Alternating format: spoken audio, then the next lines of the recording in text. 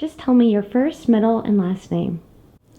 I have two middle names, Joyce, Mavis, June, Call. That's beautiful. When were you born? September 6, 1931. Joyce, Mavis, June, Call. Where did those names come from? Do you know? Well, when my mother was pregnant with me and my sister, she had two girlfriends. So they each was able to add a name to my name. And so she kept them all, we kept them all. Oh, I love that. Yeah. And all I'm going to have you do is, just pull out one question at a time, read them out loud for us, and then answer those questions as truthfully as you can. What big world events were the most memorable for you while you were growing up? Roosevelt announced that Pearl Harbor had been attacked. We all sat around a big Atwater Kent radio. My mother, my stepfather, and my sister and I.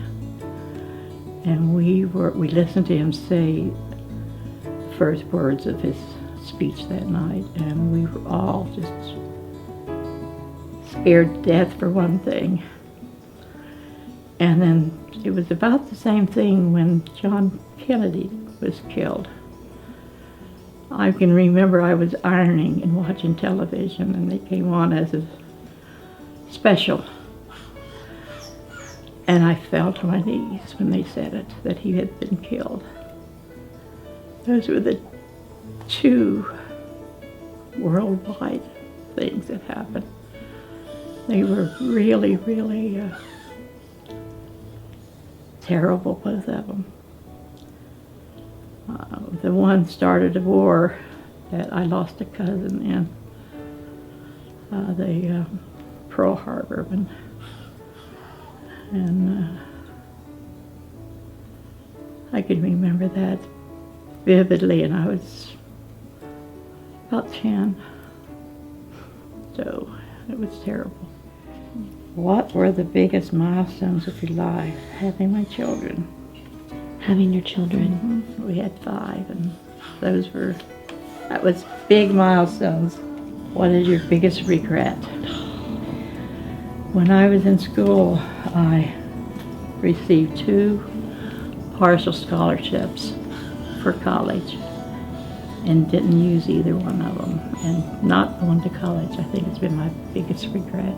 I think that would have been such an experience. Now, if you were to have gone to college, do you know what you would have liked to have studied? To be a teacher. Be a teacher. Mm-hmm. I was valedictorian in my class, and I was postmaster here at Fayetteville. So those were my 2. Those are some pretty great accomplishments. Yeah.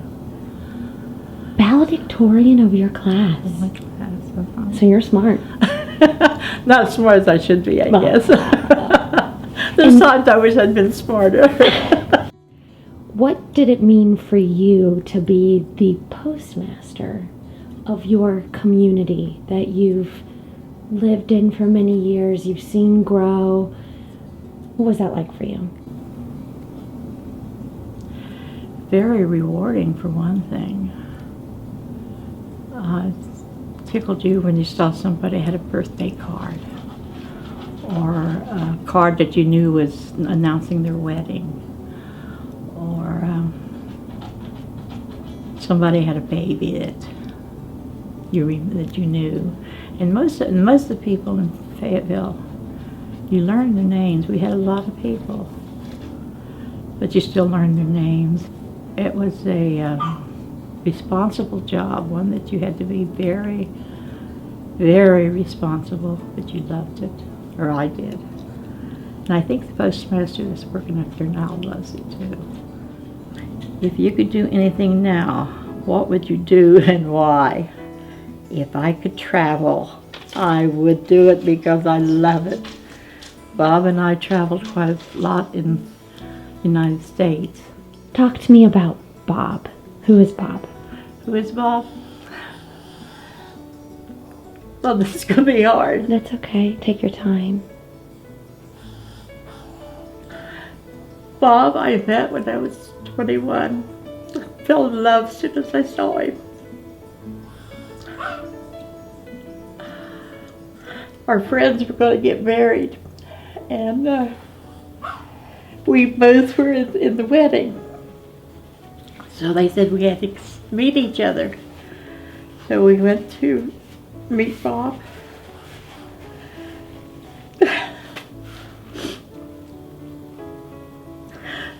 And I remember sitting in the chair like this and saying, this is the man I'm going to marry. First time I ever met him. He had just come back from Guam. He'd been in service. And how long were you guys married for? 57 years. Wow. That's amazing. Now I have to settle down. That's okay. That's okay. How do you make it work for 57 years? Well, on both sides, you have to give a lot. You have to forget a lot. And you still have to stay in love. And you will. It can be done. It was rough when he died. Yeah. What is your favorite thing to do in your spare time? Read. Really? Read. And Tell read. me about that. What do you read? What kind of stuff? Murder mysteries. Murder mysteries. Over across the road from our house, we had an apple tree, and it had a seed in it, just like that. I would take a book over there and sit and read till Mom hollered for me. But that tree was my favorite. That's a good memory. That is a good memory. You, just tell me a little bit about your relationship with your mom. Oh, gee. She very seldom raised her voice to me. She was usually she was always there when I needed her. What for her, no matter what it was, she was there. She was friends with everybody. She didn't know a stranger.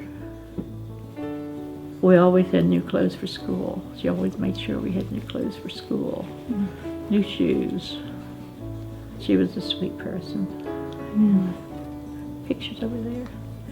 When she was about 25, 30. Juju. You're doing good, Juju. We'll get you on camera here soon, too. What is the hardest moments you've had, and how did you overcome it? Bob's death. It just...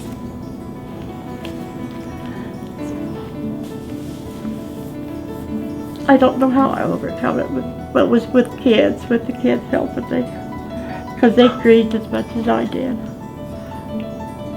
When you are experiencing that kind of loss of that magnitude, right? Not only your husband, but then also your grandson. How do you do that? How do you cope? I really don't know. I just existed. That's all I did and all I could do. Yeah. And how about now? How about today? I'm looking forward to more travel. I would love to do more traveling. Yeah. And grandchildren. We've got plenty of grandchildren now, so I enjoy them so much. Yeah. I don't think they even know how much they're enjoyed. But yeah, I enjoy them so much. Particularly when it comes to the grandchildren. Is there any bit of advice or words of wisdom that you'd like to give to them?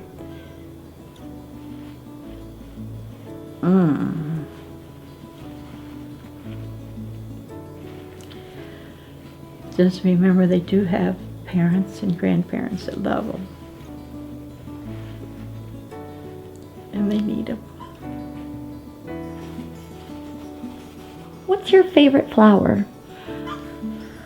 I think the rose is my very favorite. And then I've got, what you were getting with hibiscus. The first time I've had hibiscus in a long time.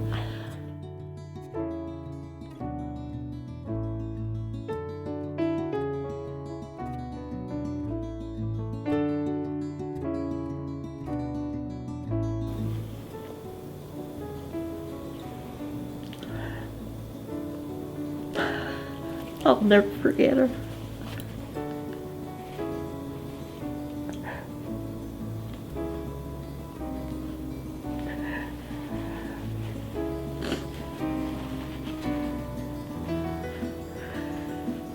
I wish you were back.